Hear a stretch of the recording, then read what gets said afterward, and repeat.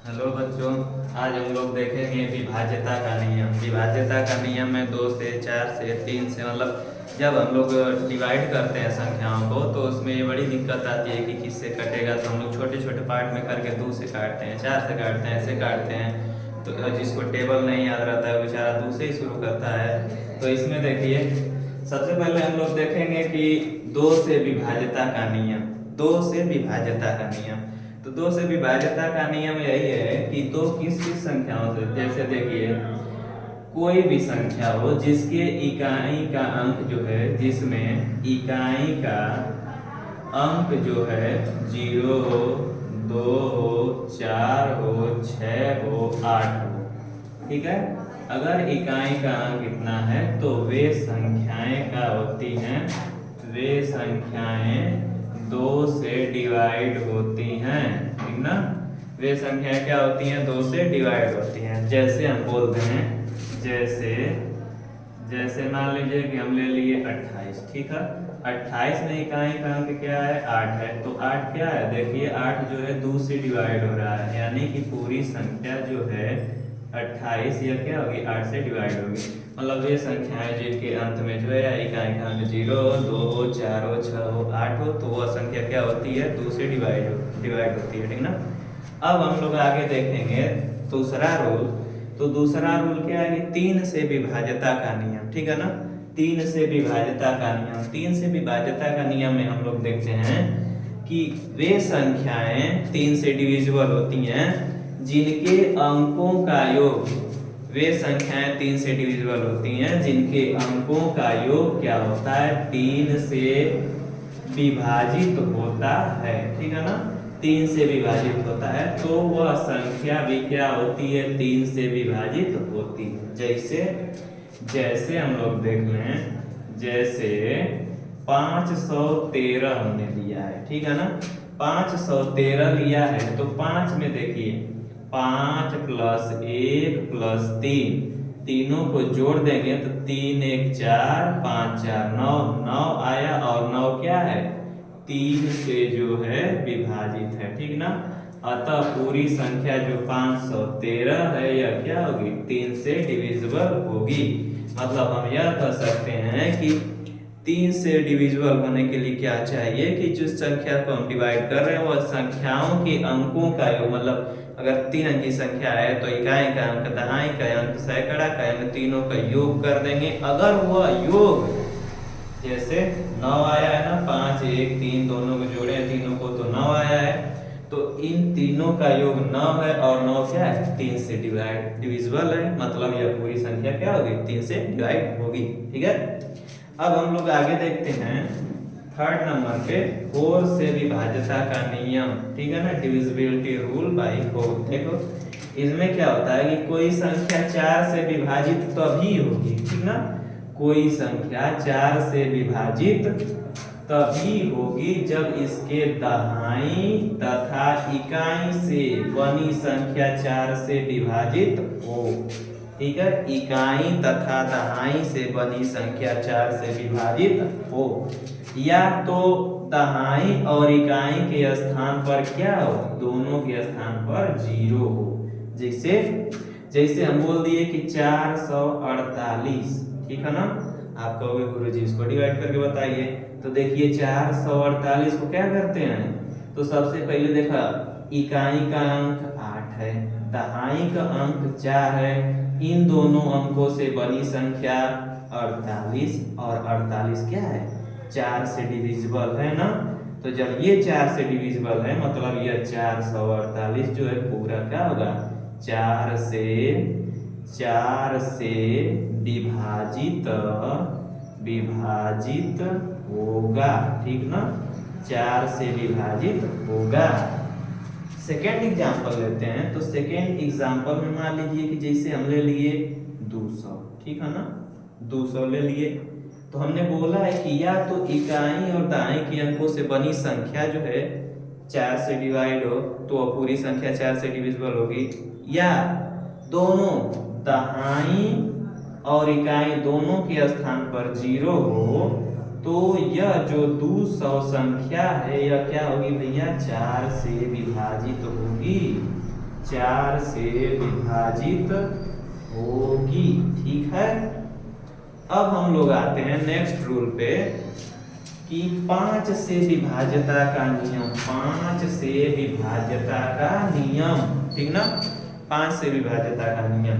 तो 5 से विभाज्यता का नियम कोई भी जानता है कि वे संख्याएं जिनके इकाई के अंक 0 हों या तो 5 हों। ठीक है, वे संख्याएं जिनमें इकाई के स्थान पर जो है या तो 0 हो या तो 5 हो, तो पूरी संख्या जो है, पूरी संख्या क्या होती है, 5 से विभाजित होगी। 5 से विभाजित होगी। ठीक है, मतलब वे संख्याएं जिनमें इकाई का अंक 0 हो या 5 हो, तो वो संख्या 5 से विभाजित होगी। जैसे हम बोल दें कि गुरुजी 50 ले लीजिए। ठीक है, अब 50 तो ऐसे ही सब लोग जानते हैं कि 5 से कट जाएगी। ठीक है, कोई बड़ी संख्या लेते हैं। बड़ी संख्या जैसे मान लो कि 10,000 ले लिए, 10,000 ले लिए। ठीक है, 10,000 में क्या होगा, इकाई का अंक क्या है, 0 है ना, तो 0 जब है तो यह पूरी संख्या क्या होगी, 5 से डिविजिबल होगी। ठीक ना, या तो 105 हम ले लिए। ठीक है, 105 में भी इकाई का अंक क्या है, 5 है, मतलब यह पूरी संख्या 5 से डिविजिबल होगी। तो सिंपल तरीके से ये कहना है कि वे संख्याएं जिनमें इकाई के स्थान पर 0 हो और 5 हो, तो वह संख्या क्या होती है, 5 से विभाजित होती है। ठीक ना, अब हम लोग आगे चलते हैं। तो आगे जो है 6 से विभाज्यता का नियम, 6 से विभाज्यता का नियम। ठीक है ना, तो 6 से विभाज्यता के नियम में क्या होता है कि वे संख्याएं, ठीक है ना, वे संख्याएं जो 2 और 3 दोनों से विभाजित होंगी, तो वह 6 से भी डिविजिबल होंगी। ठीक ना, विभाजित होंगी। ठीक है ना, विभाजित होगी। जैसे ई हम कहे हैं कि देखिए 6 का गुणनखंड जो होता है, फैक्टर 2 × 3 होता है। ठीक ना, 2 × 6, यानी 6 से अगर हमको किसी संख्या को विभाजित करना है तो उसमें क्या करेंगे कि वह संख्या को 2 से भी विभाजित होना चाहिए, 3 से भी विभाजित होना चाहिए, तो वह पूरी संख्या जो है 6 से विभाजित होगी। जैसे हम लोग बोल दिए कि 24 ले लेते हैं। ठीक ना, जैसे हम लोग ले लेते हैं, एक संख्या है 24। ठीक है, 24, तो 24 हमने यही रूल में बताया है कि वे संख्या जो 2 और 3 से भी विभाजित होंगी, तो वह 6 से भी विभाजित होगी। तो ये देखिए, यह 2 से भी डिविजिबल है, 2 से डिविजिबल करेंगे तो 12 में कट जाएगा। ठीक है ना, और अगर इसको 24 को जो है 3 से डिवाइड करते हैं तो 8 बार में कट जाएगा। मतलब यह क्या है, 24 जो है यह 2 से भी डिवाइड है, 3 से भी डिवाइड है। इसका मतलब क्या है कि यह 6 से भी कट जाएगा। ठीक है ना, तो इस रूल में क्या होता है कि वे संख्याएं जो 2 और 3 से भी विभाजित हों, तो वो संख्याएं 6 से भी विभाजित होंगी। ठीक ना, अब हम लोग आगे चलते हैं 8 से विभाज्यता का नियम। तो 8 से विभाज्यता का नियम जो है 4 से विभाज्यता के नियम से मिलता जुलता है। जैसे 4 में हमने क्या बताया कि जो इकाई और कोई भी संख्या है उसमें इकाई और दहाई का अंक जो है, अगर इकाई और दहाई के अंकों से बनी संख्या 4 से डिवाइड हो गई या दोनों के स्थान पर 0 है, तो वह संख्या जो है 4 से डिवाइड होगी। लेकिन 8 से डिविजिबिलिटी के लिए क्या चाहिए कि इकाई दहाई सैकड़ा। ठीक है, तीनों से जो है से बनी संख्या यदि 8 से विभाजित होती है, 8 से विभाजित होती है तो पूरी पूरी संख्या 8 से विभाजित होगी, ठीक है ना। तो पूरी संख्या क्या होगी, 8 से विभाजित होगी। और ये नहीं कि इकाई दहाई सैकड़ा से अंक बने संख्या से पूरी मतलब विभाजित होगी, तो 8 से भी पूरी संख्या विभाजित हो जाएगी। या हम लोग बोल सकते हैं कि जो इकाई दहाई सैकड़ा है, इन तीनों के स्थान पर जो है सीधे सीधे 0 लिख दें, तो भी यह संख्या जो है बनेगी वो क्या होगी, 8 से डिविजिबल होगी। 0 वाली बात है, तो जैसे देखिए 1 लिख दिए और 1 के आगे 3 को 0, ठीक है। तो ये क्या है कि यह जो संख्या है क्या होगी, 8 से डिविजिबल होगी, ठीक है ना। क्योंकि यहाँ देखिए इकाई दहाई सैकड़ा तीनों के स्थान पर 0 है, ठीक है ना। जैसे और हम संख्या ले लेते हैं, जैसे ले लेते हैं 1224, ठीक है ना। 1224 में क्या है कि इकाई के स्थान पर 4 है, दहाई के स्थान पर 2 है, सैकड़ा के स्थान पर 2 है। मतलब इनसे बनी हुई संख्या क्या है, 224 है। और जो 224 है यह 8 से विभाजित होती है, ठीक है ना। जब ये 8 से विभाजित होती है, इसका मतलब ये कि जो 1224 है यह भी क्या होगा, 8 से डिविजिबल होगा, ठीक है ना। अब आते हैं 9 से विभाज्यता का नियम, 9 से, ठीक है ना।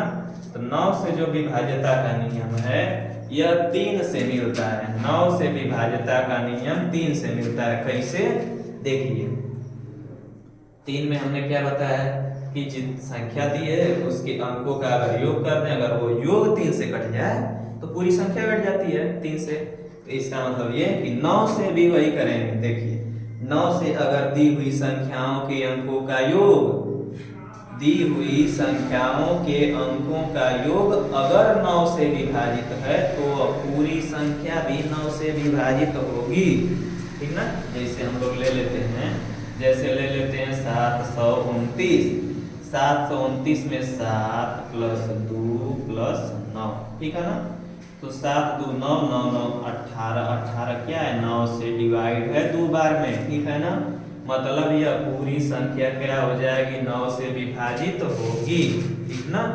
देखिए अब आता है 10 से विभाज्यता का नियम। 10 से विभाज्यता का नियम तो बच्चा कर लेता है, ठीक है ना।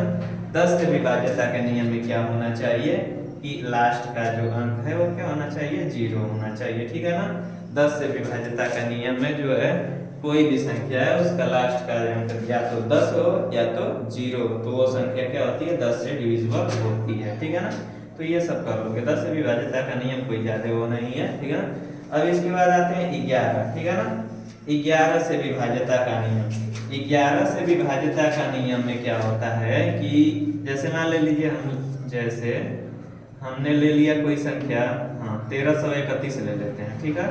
कोई संख्या है 1331, तो 1331 में क्या होता है कि इसमें जो होता है शुरू से सम स्थानों के अंकों का योग तथा विषम स्थानों के अंकों का योग करके फिर उनका अंतर करेंगे। अगर वो अंतर 0 आया मतलब पूरी संख्या 4 से विभाजित है। जैसे देखिए सम स्थान पर जो है, मान लीजिए कि यहाँ पर जो है 1 है और एक स्थान छोड़ के 3 है, ठीक है ना।